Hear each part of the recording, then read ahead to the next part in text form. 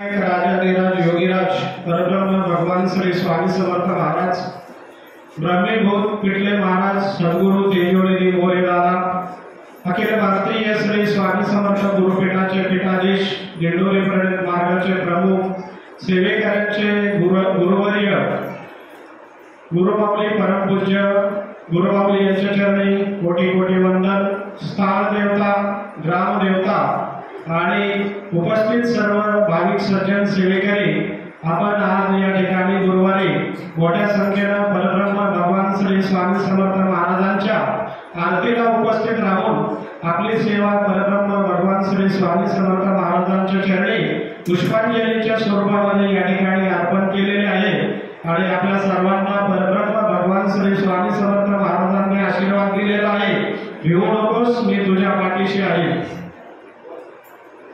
आपण सर्वजण अत्यंत भाग्यवान आहोत की आपण आपल्या गुरुवर्य परमपूज्य गुरुमाऊलीच्या आशीर्वादाने आणि मार्गदर्शनानुसार आपण सर्वजण दिंडोरी प्रणित मार्गातून वाटचाल करीत आहोत.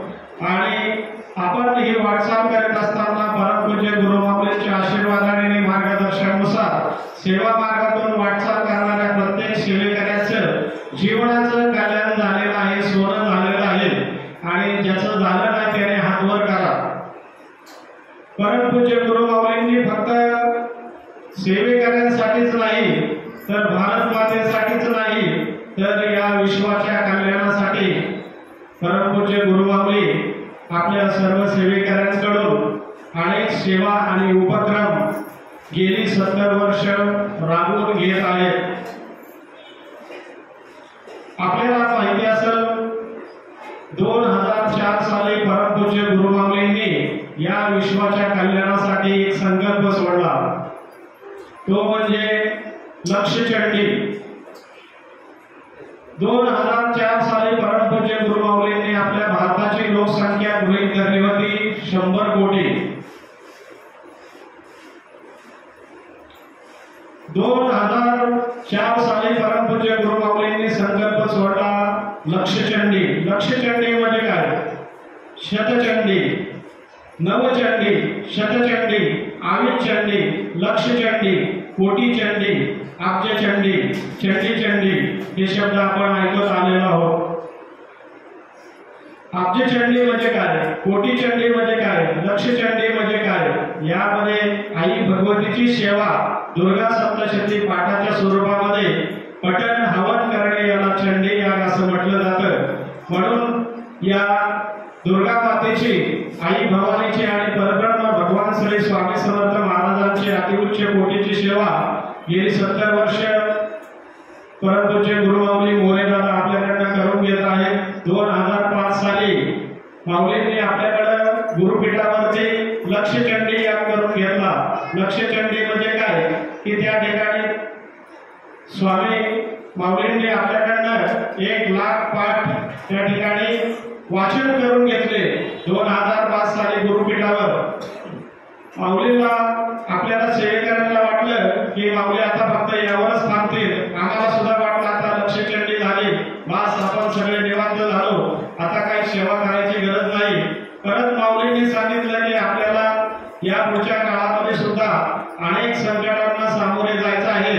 आपल्याला लक्षचंडी करून चालणार नाही, मागणार नाही, एवढ्यावरच थांबून चालणार नाही.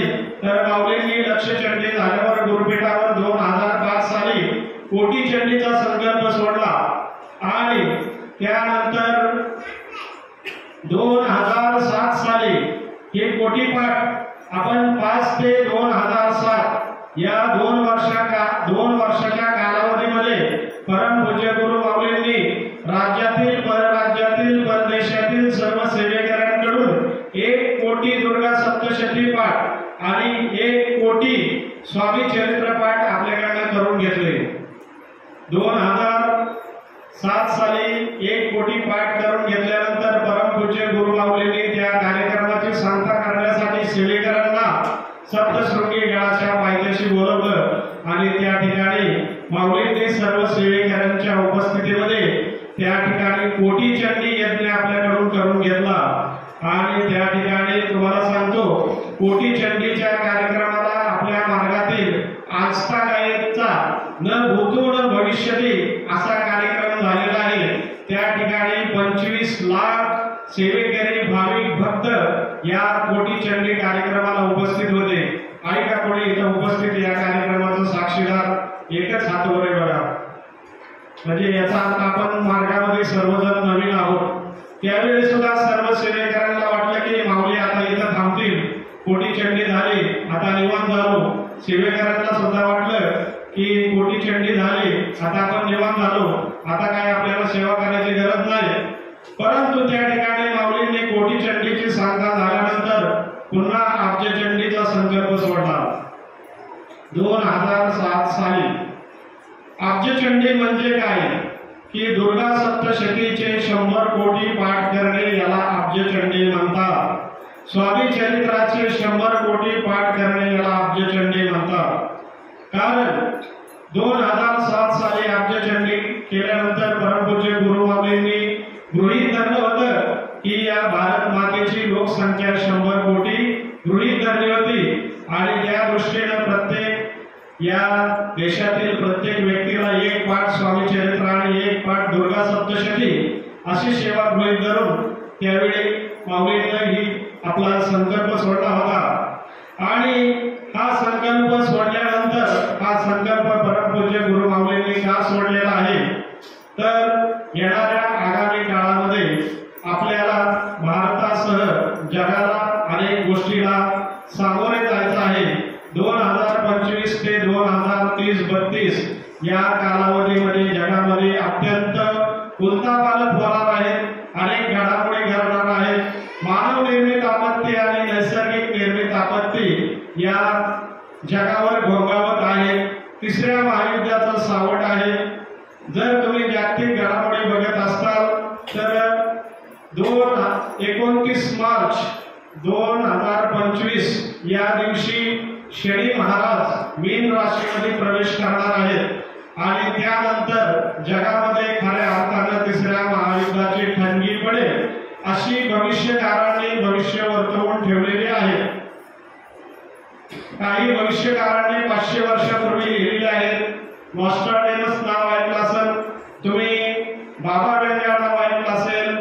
भारतातले संत अच्युतानंद महाराज जे ओडिशाचे आहेत त्यांनी भविष्य मालिका नावाचा ग्रंथ लिहिलेला आहे 600 वर्षापूर्वी। त्यांनी अनेक वर्षानंतरची 5 ते 7 हजार वर्षापर्यंतची भविष्यवाणी लिहून दिलेली आहे। आपल्या परमपूज्य गुरु माऊलींनी 1999 सालापासून 5057 वर्षापर्यंतची भविष्यवाणी लिहून ठेवलेली आहे। ती लिहून ठेवलेली आहे ज्ञानदान भाग 3। कोणी वाचलंय का यातलं ज्ञानदान भाग 3? एकच हातवर आहे। याचा अर्थ आपण स्वामी चरित्र, दुर्गा सप्तशती किंवा आरत्या व्यतिरिक्त आपल्या मार्गाचं कुठलंही साहित्य वाचत नाही असा त्याचा अर्थ होतो। तर कृपया आपण आपलं वाचन वाढवलं पाहिजे। जागतिक भविष्यवाणी ज्ञानदान भाग 3 मध्ये या सगळ्या गोष्टींचा गुरु माऊलींनी उहापोह केलेला आहे। आपण कृपया वाचा। 2000